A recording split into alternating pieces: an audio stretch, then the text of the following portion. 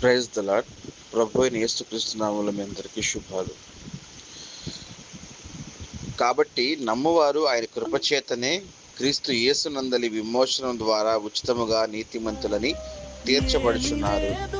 ఏమైనా దేవుని బిడ్డలారా, ఎవరైతే ప్రభు అయిన యేసుక్రీస్తుని తన సొంత రక్షకుడుగా అంగీకరిస్తారో, ఎవరైతే యేసుక్రీస్తు దేవుడిని నమ్ముచున్నారో, ఎవరైతే క్రీస్తు మన కొరకు వచ్చి ఆయన బలియాగమయ్యి తిరిగి లేచి ఆయనే మన విమోచకుడిని నమ్ముచున్నారో, ఆయన కృపచేతనే మనం రక్షించబడ్డామండి.